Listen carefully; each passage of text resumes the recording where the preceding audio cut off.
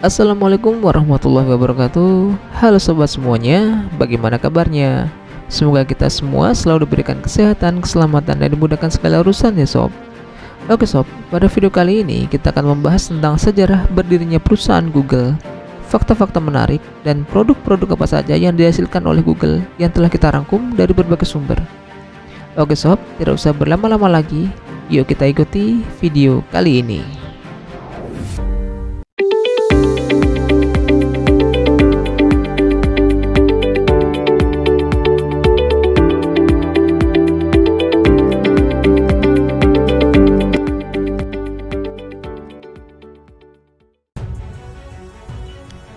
Google, siapa yang tidak mengenal nama yang satu ini? Ya, Google telah menjelma menjadi raksasa teknologi yang populer di era digital saat ini. Berbagai inovasi, layanan, dan produk yang dihasilkan oleh Google benar-benar sangat memanjakan dan memudahkan para pengguna internet saat ini. Maka dari itu, tidak kaget rasanya bahwa produk-produk Google yang menjadi sangat populer karena sebagian besar dari kita sudah banyak bergantung pada layanan Google. Google memang memiliki segudang layanan, mulai dari mesin pencari yang bisa kita sebut sebagai Mbah Google. Karena saking saktinya, apapun yang kita cari hanya dengan memasukkan keyword atau kata kunci, maka Google bisa menemukannya dengan mudah. Browser Chrome yang selalu kita pakai untuk berselancar di internet, layanan email yang bisa disebut dengan Gmail, layanan penyimpanan file yang disebut dengan Google Drive, dan masih banyak lagi. Tentunya sangat wajar jika Google mampu merajai internet saat ini.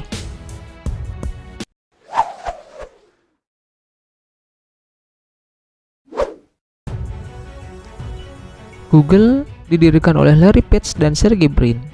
Mereka mendirikan Google saat masih menjadi mahasiswa PhD di bangku kuliah di Universitas Stanford, California.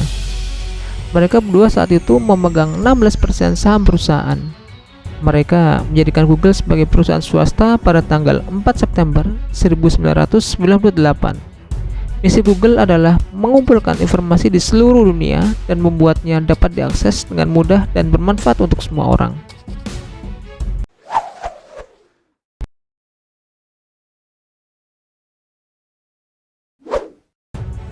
Pada tahun 1990-an, dunia web ibarat hutan belantara di kehidupan nyata, karena jumlah situs web yang semakin hari semakin bertambah. Sayangnya, kinerja search engine atau mesin pencari pada masa itu seperti Lycos, Magellan, Infoseek, Excite, dan Hotbot, kinerjanya masih jauh dari harapan. Seperti yang diungkapkan oleh Rajeev Motwani, dosen Stanford sekaligus mantan pembimbing Sergey Brin, mengatakan, mesin pencari yang telah ada hanya menampilkan hasil pencariannya tidak beraturan. Situs mesin pencari yang muncul agak belakangan yaitu Yahoo dan AltaVista memang kinerjanya lumayan baik. Namun Yahoo dianggap hanya mengurutkan informasi berdasarkan abjad, sehingga tidak secara kasat mata menginformasikan tingkat kepentingan dan relevansi data. Sedangkan AltaVista menawarkan banyak link yang belum tentu fokus dengan kata kunci yang sedang dicari. Sehingga, untuk mendapatkan informasi atau data yang diinginkan, pencari data bisa menghabiskan waktu berjam-jam untuk menemukan data yang dia cari.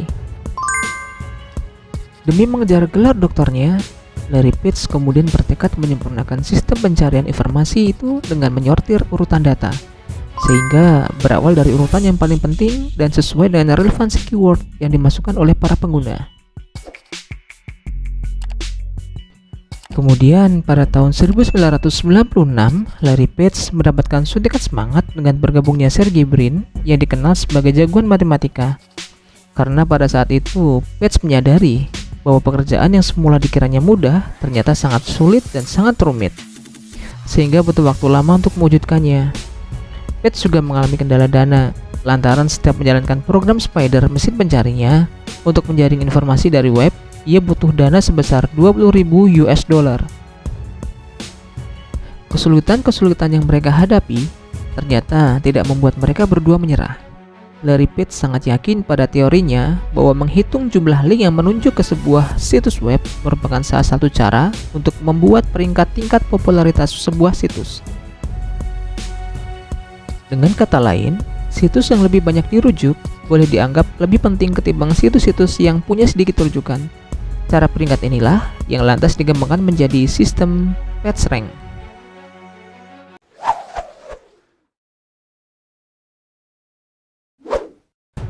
Untuk mendukung teorinya, pada awal tahun 1997, Larry Page meluncurkan mesin pencari generasi awal yang diberi nama Backrub, yang mulai digunakan untuk mencari dan mengumpulkan informasi di internet berupa link-link yang disusun berdasarkan prioritas keterkaitan atau relevansi data.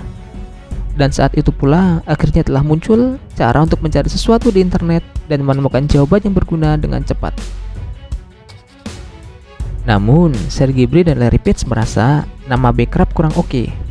Keduanya kemudian memutuskan untuk mencari nama yang lebih keren untuk mesin pencari mereka. Shane Anderson, sosok yang konon saat itu diminta untuk menemukan nama baru itu, kemudian bercerita tentang pengalaman uniknya.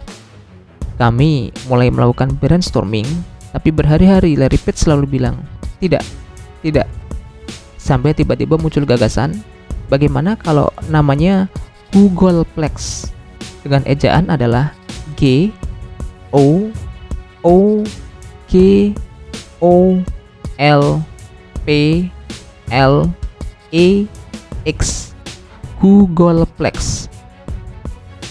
Ajaibnya, Larry Page langsung menyukainya. Saya lalu mengetikkan dengan ejaan G O O G L E pada komputer saya, tanpa menyadari sedikit pun kalau kata itu ternyata salah ketik. Malam itu juga Larry Page mendaftarkan untuk menjadi domain dan menuliskannya di whiteboard dengan tulisan google.com dengan ejaan adalah G O O G L E.com. Ketika saya datang esok paginya, seorang rekan kerja menaruh sari kertas di meja saya yang bertuliskan, "Kamu salah mengeja. Mestinya ejaannya adalah G O O G O L." Teman saya benar, tapi apa boleh buat, sudah terlanjur, ujar Anderson. Ketika kebutuhan akan komputer semakin meningkat, Brin dan Page dengan modal terbatas, mereka berniat merakit sendiri komputer untuk kebutuhan mesin pencarinya, sambil berkeliling mencari komputer bekas yang sudah tidak terpakai lagi. Karena terlalu banyak menyimpan peralatan untuk kebutuhan mesin pencarinya, kantor atau ruangan mereka yang terletak di lingkungan kampus lama-kelamaan mulai tak sanggup menampung banyaknya peralatan komputer mereka.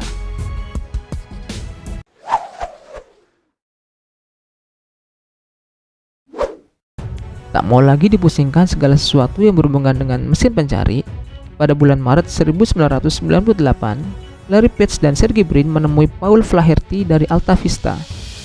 Mereka berharap Paul bersedia membayar $1 juta untuk sistem PageRank yang sebentar lagi akan dipatenkan. Rencananya, Brin dan Page berencana ingin melanjutkan kuliah untuk menjadi guru besar. Namun, perusahaan induk Alta Vista, Digital Equipment Corporation, menolak tawaran keduanya. Namun mereka berdua tidak pantang menyerah. Mereka berdua lantas melakukan pendekatan ke sejumlah perusahaan teknologi yang menawarkan layanan mesin pencari mereka, salah satunya adalah Yahoo.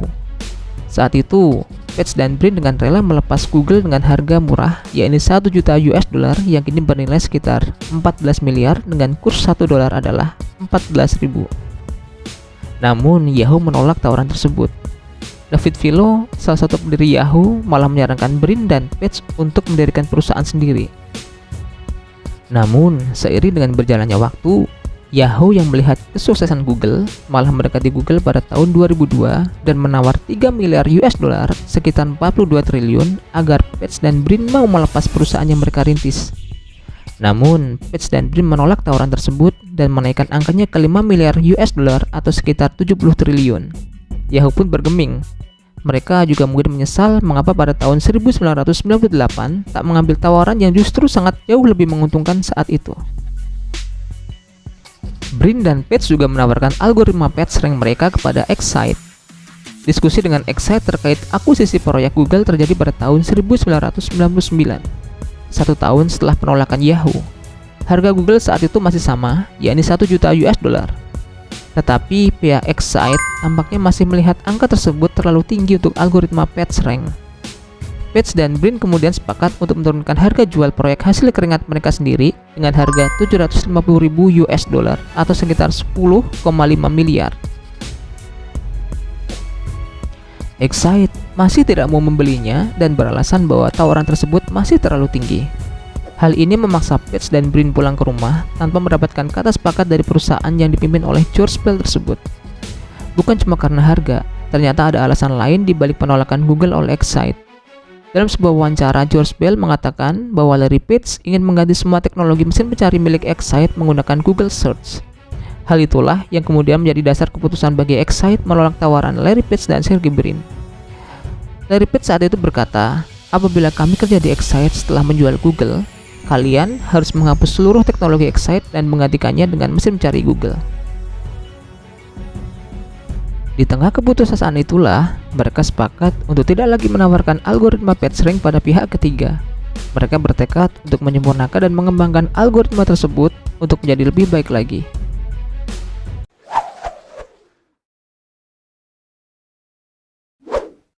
Dalam situasi keterbatasan dana itulah, dosen mereka yang ada di Stanford yaitu David Sheridan, Brin dan Page dipertemukan dengan Andy Bechtolsheim yang dikenal sebagai raja komputer dan investor legendaris yang sudah terbukti sukses membantu sejumlah perusahaan baru.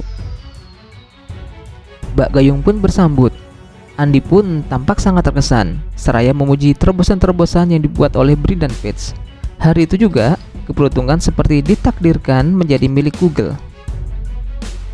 Alih-alih berpanjang lebar tentang detail yang belum pasti, ternyata Andy langsung menulis cek senilai 100.000 US dollar untuk Google Incorporation. Andy bahkan tidak tahu bahwa Google Incorporation sebenarnya belum ada, karena memang Brin dan Page memang belum mendirikan perusahaan. Baru pada tanggal 7 September 1998, mereka berdua secara resmi mendirikan Google Incorporation, membuka rekening bank untuk pertama kalinya, serta mendepositokan cek dari Andy Bechtolsheim sebesar 100.000 US dollar. Beberapa hari kemudian, modal Google Incorporation ternyata bertambah menjadi 1 juta US dollar, didapat dari hasil urunan keluarga dan teman-teman mereka berdua. Ketika Brin dan Page saat itu cuti dari Stanford pada tahun 1998, mereka saat itu memindahkan seluruh peralatan komputer mereka ke sebuah rumah di kawasan Menlo Park yang disewa per bulannya adalah 1.500 US dollar. Namun, selang 5 bulan kemudian, rumah kontrakan tersebut ternyata dianggap tak lagi mampu menampung peralatan Brin dan Page karena begitu banyaknya peralatan komputer yang semakin hari semakin bertambah. Mereka lalu pindah ke perkantoran di University Avenue di kawasan bisnis Palo Alto. Oke sobat, saya rasa cukup sekian video kali ini. Terima kasih telah menonton video ini dan jangan lupa like video ini dan share sebanyak-banyaknya ke teman-teman kalian agar teman-teman kalian juga bisa mendapatkan manfaat juga dari video ini. Dan jangan lupa subscribe channel Demak Coding ini sebagai bentuk dukungan kalian kepada channel ini agar kita lebih bersemangat lagi membuat konten-konten menarik lainnya. Dan semoga channel ini bisa menjadi manfaat dan lebih berkembang lagi. Dan apabila sobat ingin menyampaikan kritik, saran, usulan, ide maupun koreksi, jangan sungkan-sungkan untuk mengisi kolom komentar di bawah ini. Dan jangan lupa aktifkan atau hidupkan loncengnya agar kalian tidak ketinggalan update video terbaru dari Demak Coding. Akhir kata, wassalamualaikum warahmatullahi wabarakatuh.